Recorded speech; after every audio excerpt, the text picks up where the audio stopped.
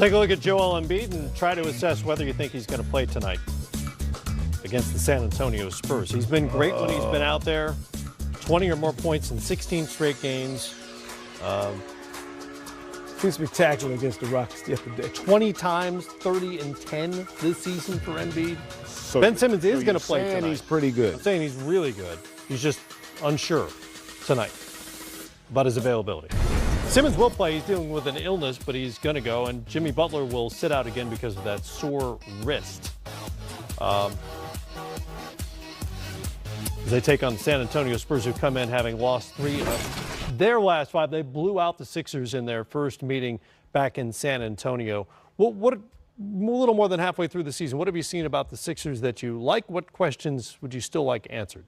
Well, I mean, look, I think there's still a team that's doesn't shoot it as well from the perimeter as you'd like, if you're talking about them being a contender. But Joel Embiid is so good. He was so good against Houston the other day.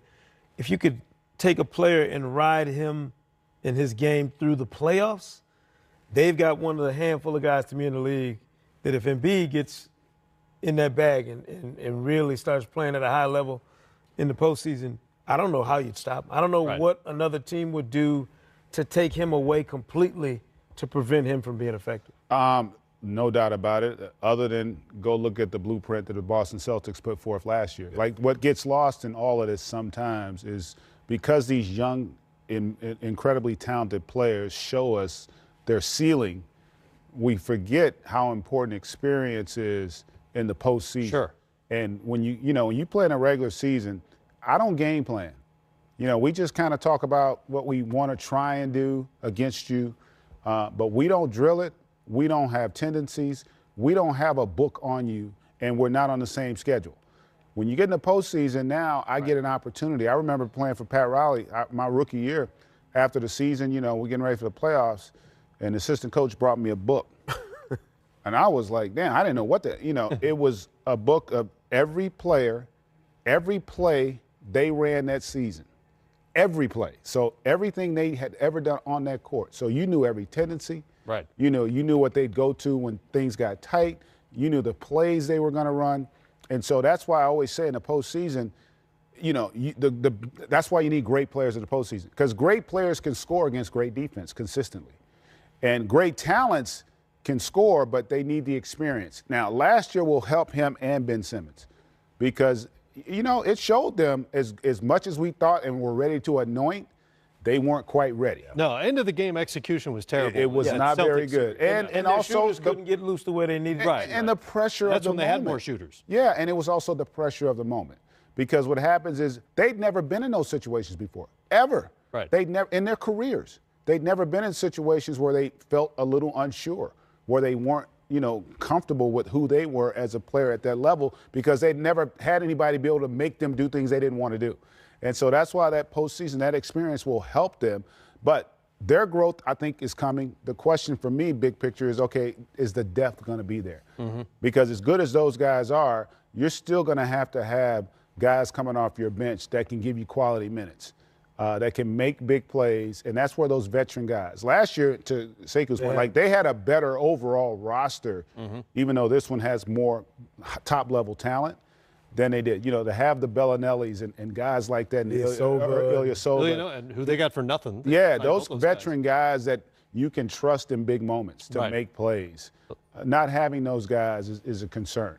They'll see Bellinelli tonight for San Antonio. By the way, Joel Embiid will play, we are now told. Oh, good. For the 76ers. I got my league pass already set up. Because the end of the game execution was a serious issue for them against the Celtics. How much of a difference will Butler make in that he's likely to have the ball in his hands a lot in those late game situations? It will make it. And listen, in all fairness, Brett Brown's got to take some responsibility too. I remember you and I were working during the regular season last year, and we had a couple times in the game situations where I didn't know what the hell they had tried to draw up and run. It was so, as much as we want to put it on the players, Brett Brown and his staff have to take some responsibility. I don't think they handle in the games. That Celtic game where his team was imploding in the second quarter last year in the postseason, in the game they were up big, he didn't call a timeout. He just basically let it go, and they ended up losing that game in the second quarter, if I'm not mistaken.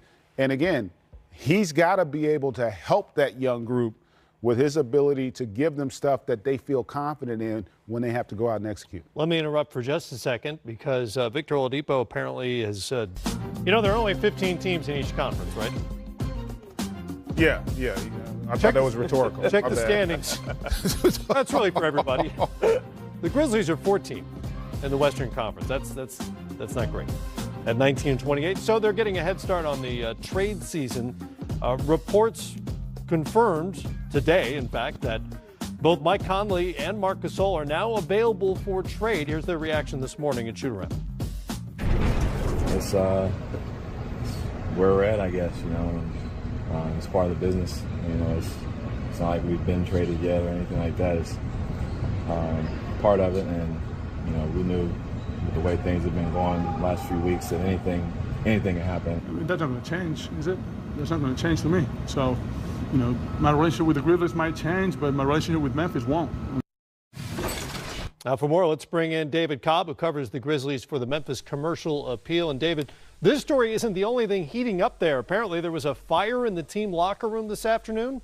What happened? Yeah, you put Marc Gasol and Mike Conley on the trading block, and the locker room literally catches on fire today. A light dropped in the sauna and sent smoke throughout the building, and everybody had to evacuate just 3 hours before tip-off.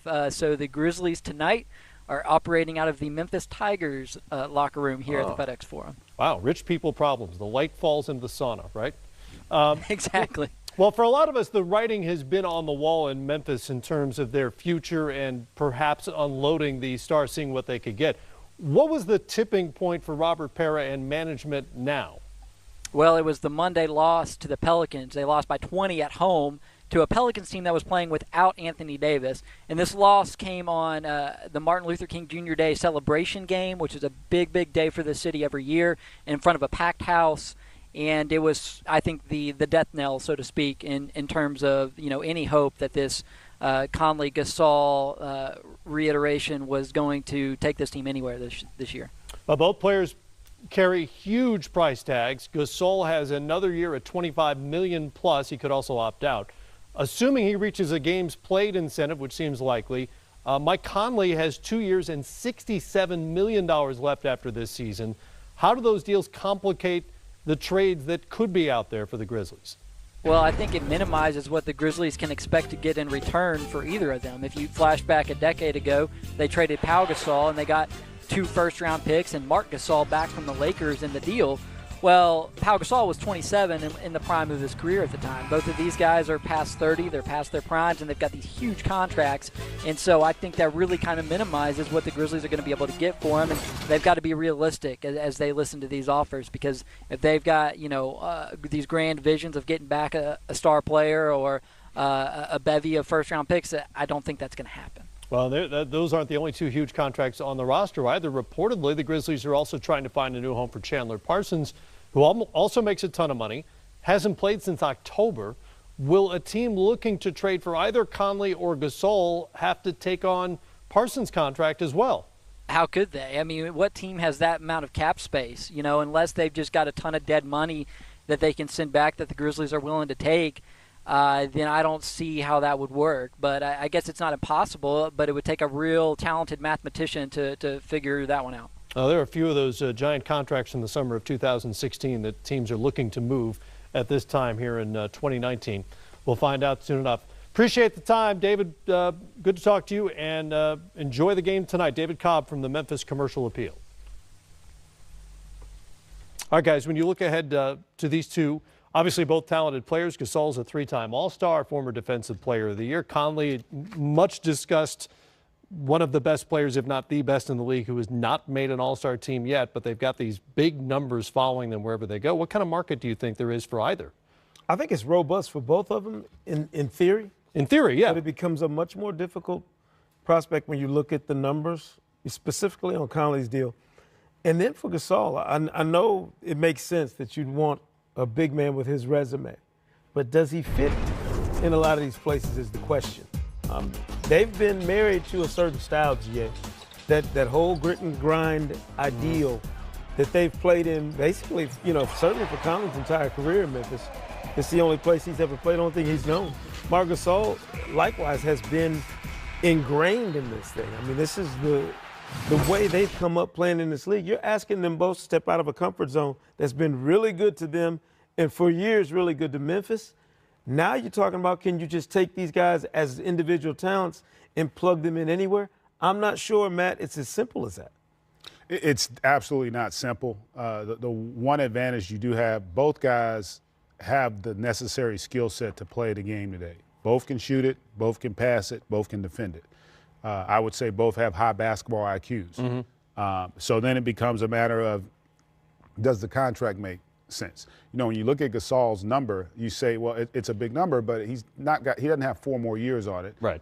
And there's a scenario, I would think, where he might be willing to go somewhere and not opt in the last year and sign an extension.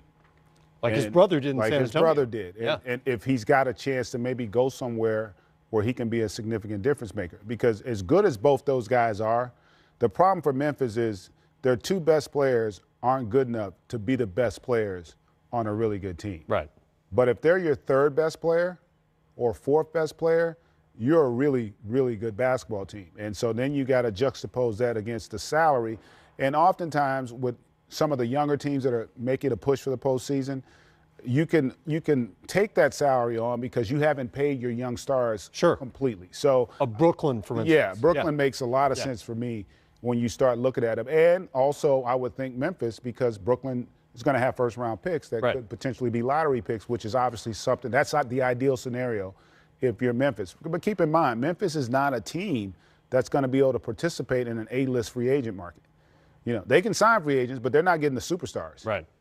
So for them, those draft picks become vitally important because you do want to be able to develop within, much like they did with Jaren Jackson Jr., who could potentially end up being one of those guys at the forefront, like the guys they have on their roster, in essence, who they were able to draft. So quickly, we're up against time here. What's a realistic haul coming back to the Grizzlies? Or is it just a matter of do whatever you can to get out from under these deals and reset? No, I think they want young talent. I mean, I know they want first-round picks. I think and I do think there's enough value because of the talent of those 2 players that they could get what they want back. It's just a matter if it pans out long-term, if they're able to rebuild. Do they trust that front office? Because they probably should have done this about a year and a half. Much sooner than this. And do you get one of them moved and not the other? That's that's going to be the difficult part. Right. When's the last time a team was able to move 2 veteran contracts like this at the same deadline? Agree with Parsons. And then if you think Parsons is going to be a part of that as well, that's a whole lot of moving to do between now and the trade. I don't see a scenario. 3 guys who make $25 million and up. Yeah, I don't see a scenario where you're going to move all 3. Yeah. No, it seems unlikely. That would be the dream right now. That'd be the executive of the year. Yes. All right, much more to get to on the way. We'll revisit the night Klay Thompson got hot, even by Klay Thompson standards, and that's saying something. All right, vote on @NBA TV until noon on Friday. No, not yet. Give me a chance. I'm here doing the segment now. When do you want me to vote? My bad. I don't have a device on me. Give me a chance. You don't have your phone. I'm sorry. No. After the segment, I'll go and vote. Who you got? This is difficult because I think you run into the argument of what defines athleticism. Is it explosive, get off the floor, ability? We're here to overthink this. Exactly. So we're going to take this to the deep end of the pool here. Right. But I got to be honest with you. As explosive as Russ is and as marvelous as LeBron's athleticism has been for so long, Giannis is the largest guy in this category in terms of a graceful athlete. Freakish, you might say. To me, well, he's been called something like that. But to me, a lot of it is about how efficient are you with the ball underneath you and with the game underneath you in terms of can you get up and down the floor at your size and dominate in all the different ways that he has shown us he can this year? When you're that height, when you're 7 feet tall basically, and 14 feet long from fingertip to fingertip or whatever, that to me connotates a certain type of athleticism that the average man can't muster. Sure. Russ, to me, is the most explosive by position in the entire league. You talk about a guy, a furious athleticism that can overwhelm people. LeBron is probably the most well-rounded, but the best and the one with the highest ceiling in this category to me is Giannis.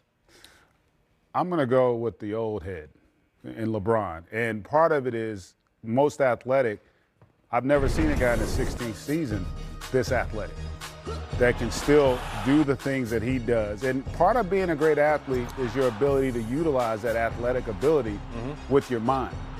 And I don't know that we've ever seen as good a combination of athletic prowess and intellectual understanding and capacity of how to play the game as LeBron. So I would go with him in that category for that. Now, Giannis is freakish, as is Westbrook.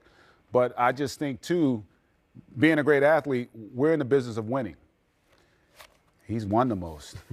That's absolutely true. I think that does, because you can have all that ability in the world, but if you're not getting to a level where that athletic ability says you should get to, then that, to me, gets discounted a little bit. Well, to me, that gets into a different category of just great overall players, not just athlete, which is the question. Well, these are three athletes. They are three great athletes.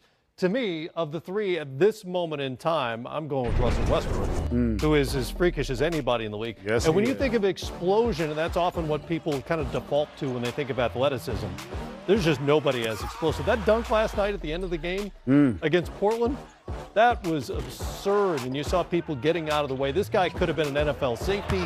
He could have been who knows what else. Maybe a defensive end. In pro sports, I mean, strong safety. But to me, that's always been the dilemma about athleticism. Is it, right. What is that? Yeah, what does it entail? Like, is the guy who would be the most versatile of these guys? Because I think LeBron clearly could have been a professional in several different Oh, sure. Lots of things, yeah. So you think about that, but man, could you imagine Giannis or Russell Westbrook playing volleyball? You know, like, or playing another sport where they could use. I can't go volleyball. Talents. There ain't that much money in it. I don't think they would have went But they could have dominated. I don't mean just how much money you get. I'm just teasing. But I mean, you think about that, the versatility of your athleticism, and then instinctual athleticism. Like LeBron, to me, is off the charts when it comes to athletic instincts.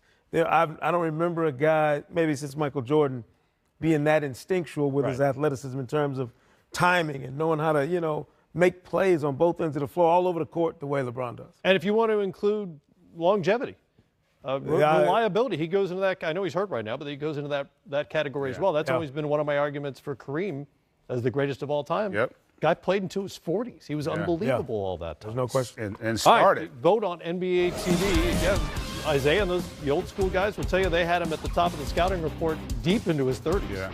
Crunch time coming up at 9 Eastern time. All the big finishes from a big Wednesday night.